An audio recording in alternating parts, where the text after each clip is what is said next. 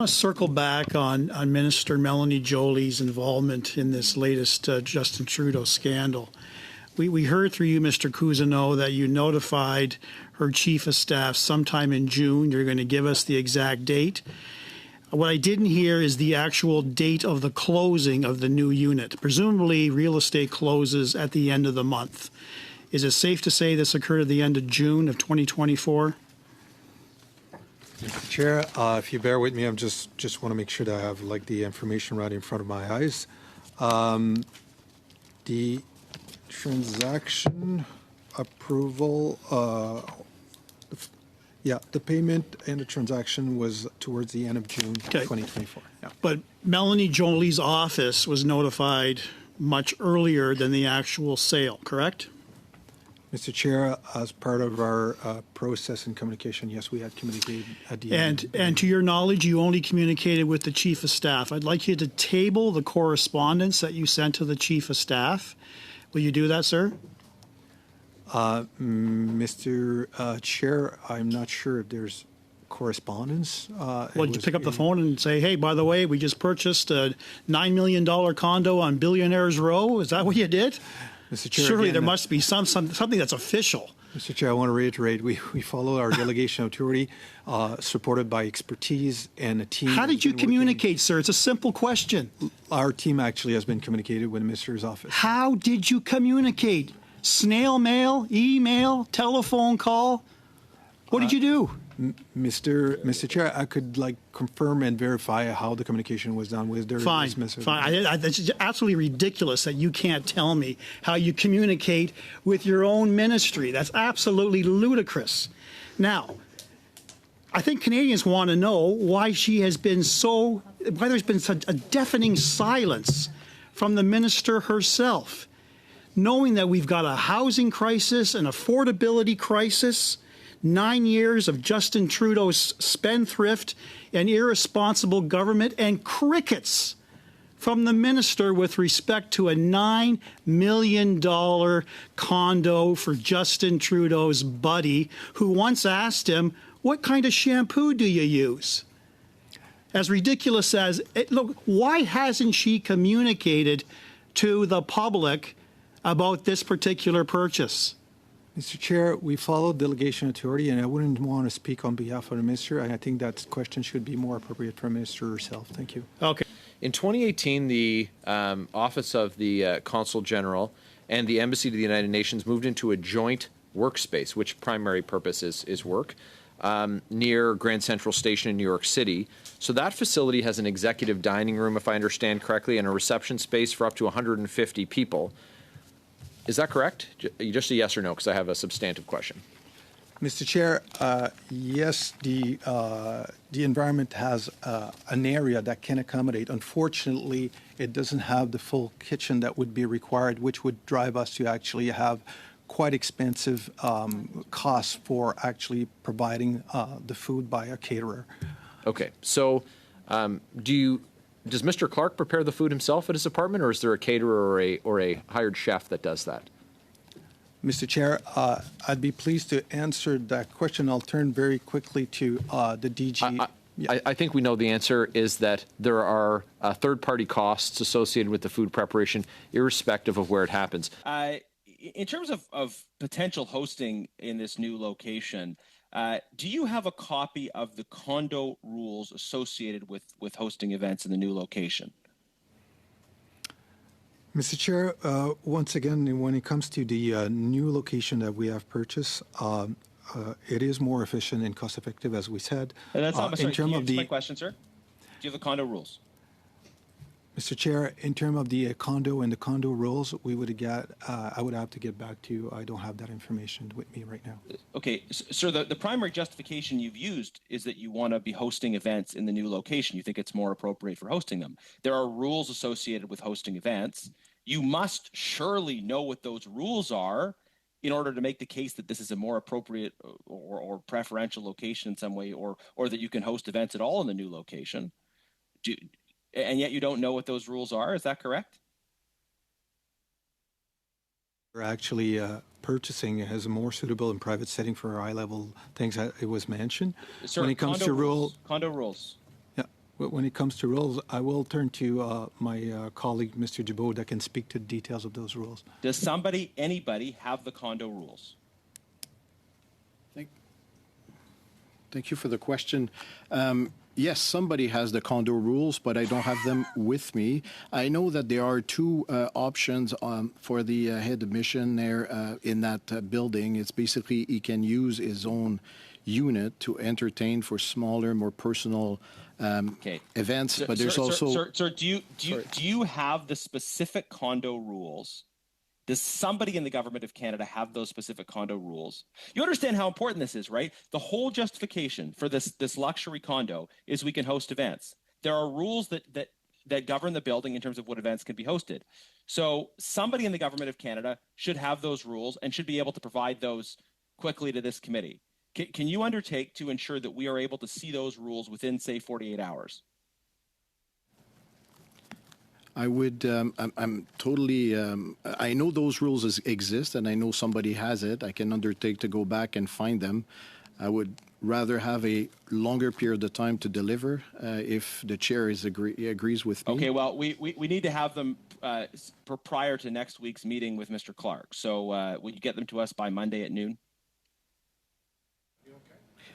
Yeah, I can come back and inquire and see if I can get them to the committee by Monday. The department is quoted as follows: considering the high renovation costs for the current residents and value of the property, GAC has recommended a relocation to a new, smaller, more suitable and more economical apartment. In addition to representing a savings opportunity of more than $2 million, it will also reduce ongoing maintenance costs, property taxes, support future program needs, and meet representational requirements.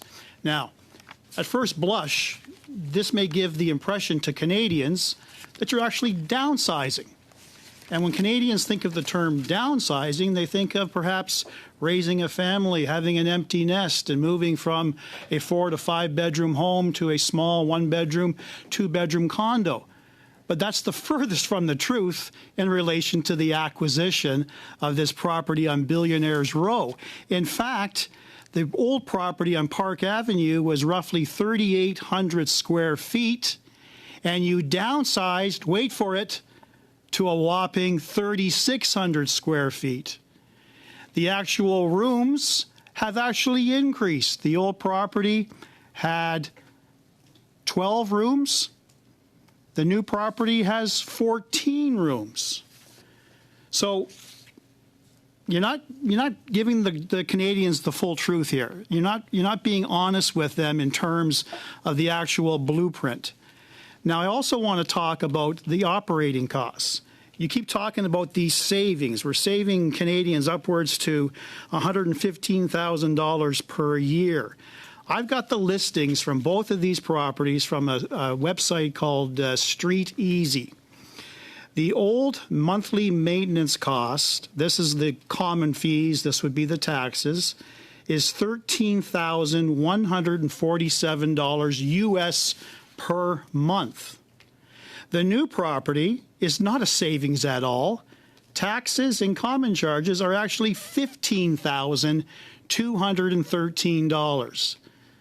So $2,000 US per month more for this new property that's supposed to be saving Canadians value.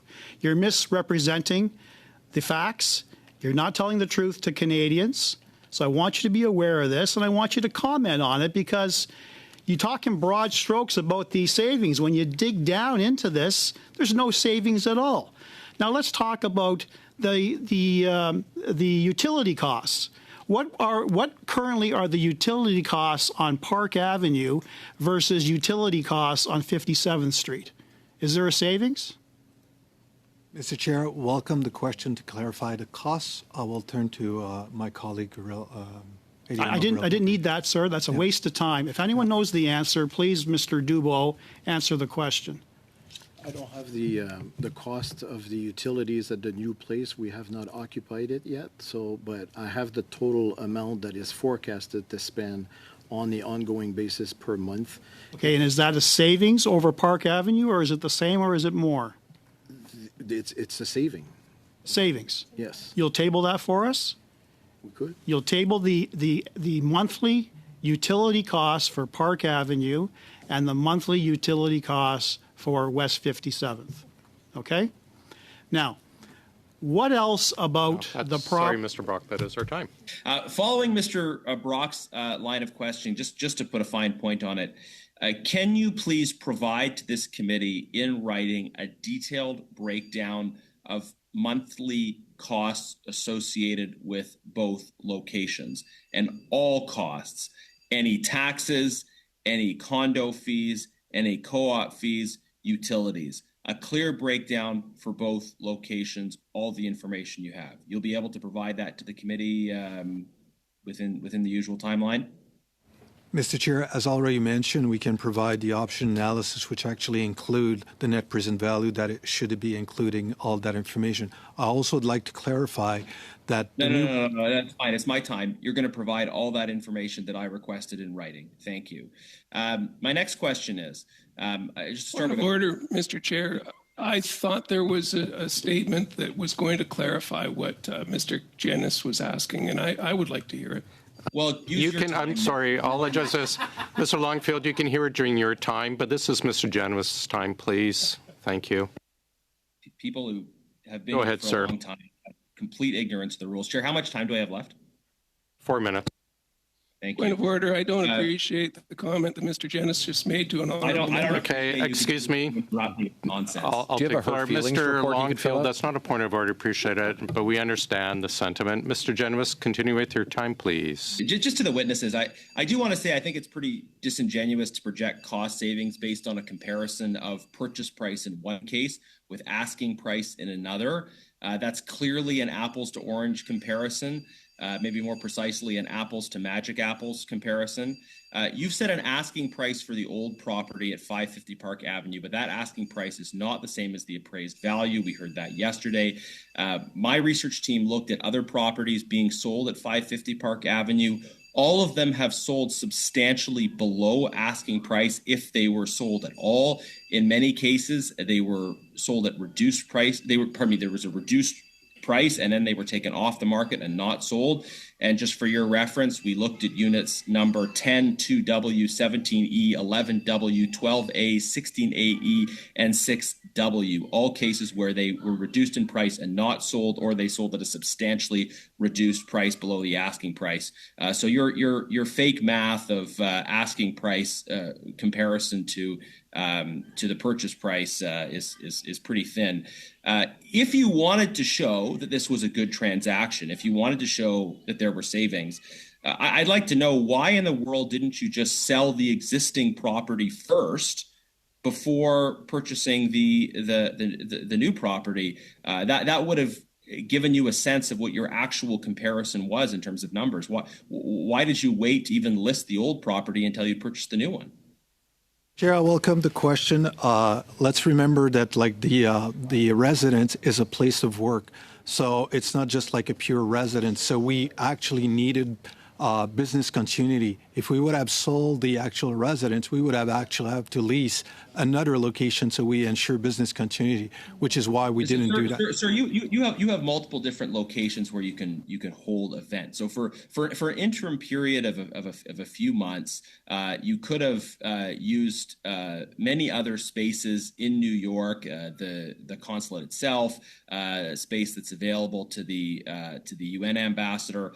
You could have hosted other events in other locations. In fact, most of the hospitality expenses for Mr. Clark involve restaurants. You are frequently hosting events in restaurants. So that excuse isn't going to fool anyone either, sir. Why could you not at least secure a buyer for the old location before moving to the new location instead of coming to committee with this fake comparison of apples and oranges?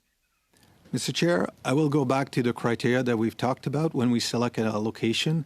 It's about not only location, but security. The question is, why didn't you sell first?